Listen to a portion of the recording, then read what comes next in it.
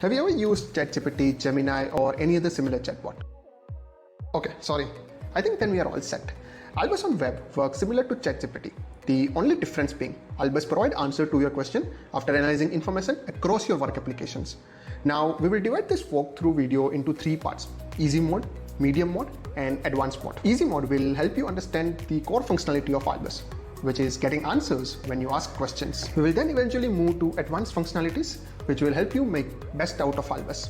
Let's jump into it. When you sign in, you will be welcomed with this screen. As mentioned earlier, the UI is similar to what you see on any of the popular generative AI chatbot. Now, before we start asking questions, it's necessary to train Albus on your documents. To do that, we will head over to Wiki section and connect your apps. Once you have connected your app, you will need to add sources. Now, sources are nothing but specific pages and documents from particular app which you want Albus to refer. Now, since we have connected the apps and added the sources, let's jump to Ask Albus section. Here, you can ask questions, nothing specific to explain, but you know what's interesting? You can ask multiple questions simultaneously without waiting for Albus to answer previous question. Pretty cool, right?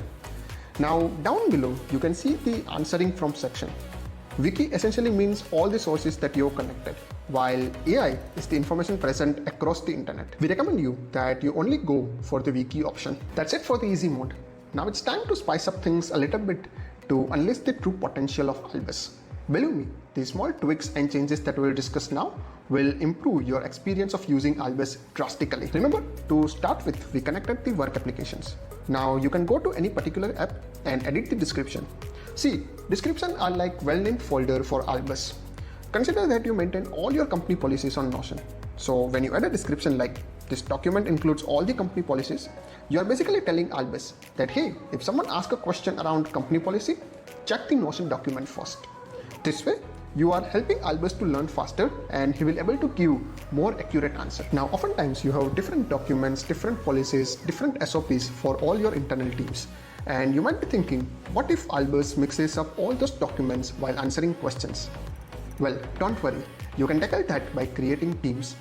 With teams, you have complete control over which documents Albus analyzes when someone asks questions. For example, if you create a legal team, which often contains sensitive documents and agreements, then Albus will never access or analyze those documents if anyone outside the legal team asks any direct or even indirect questions. Alright, the final one.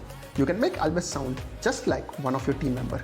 To do that, go to settings, click on persona, and over there you can set the Albus personality, voice and tone from scratch. Yeah, I just wanted him to be like Elon Musk. Do explore and try out all the features that we discussed and let us know if you need any help. See you.